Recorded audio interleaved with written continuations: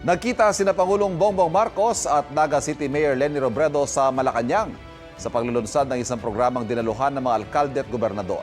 Si Vice President Sara Duterte naman may nakausap na raw na posibleng maging running mate niya sa eleksyon. Narito ang aking unang balita.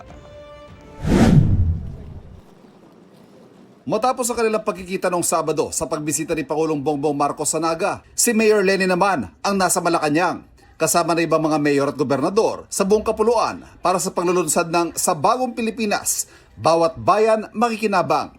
Si League of Cities President at San Juan City Mayor Francis Zamora nagpost ng selfie kasama ang Pangulo at si Robredo. Sa isang group photo, magkakatabi at nakangiti ang Pangulo, si Mayor Leni at Mayor Isko na magkakatunggali sa pagkapangulo noong 2022. Sa kanyang pambungad na pananalita, agad nilinaw na Executive Secretary Ralph Recto na wala raw halong politika ito. In the middle of the political noise, let's be clear on why we're here. Service, work, delivery. Amid the loud distractions, let us rise above the din and the division to work as one for the people, who expect government agencies to perform in sync, not separate, not national or local only, but united. Sa ilalim ng programang ito, ang halos 58 billion pesos sa Local Government Support Fund, pinakamalaki raw sa kasaysayan, ay pabibilisin ang paglalabas sa mga lokal na pamahalaan para sa mga proyektong layong mas maramdaman ang serbisyo ng gobyerno. Kabilang dyan ang pamamahagi ng 60 kilo ng bigas sa 5 milyong pamilyang Pilipino, pagsemento sa farm-to-market roads at local road networks, at pagbili ng mga gamit pangkalusugan. Bilang local chief executive, kayo ang unang nakakaramdam ng problema at unang nakakarinig ng mga hinaing. Dahil kayo ang nakakaalam ng tunay na kalagayan sa inyong komunidad, sa inyo nagsisimula ang pagbabago.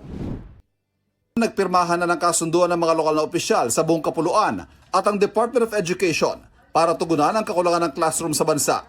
Sa ilalim nito, ang LGU ang mangangasiwa ng procurement at construction ng mga silid-aralan at ang DepEd ang maglalabas ng pondo at magtatakda ng mga pamantayan sa pagpapatuyo ng mga ito. Habang wala pang katiyakan kung sinong itatapat na Malacanang kay Vice President Sara Duterte sa eleksyon 2028, ang bise, sinabi naman na meron na raw siyang nakausap na magiging running mate. Sabi ng bise na recruit na raw ang kanyang makakapareha noong 1 taon pa, pero hindi niya pinangalanan kung sino hanggang makapagdesisyon ang taong ito.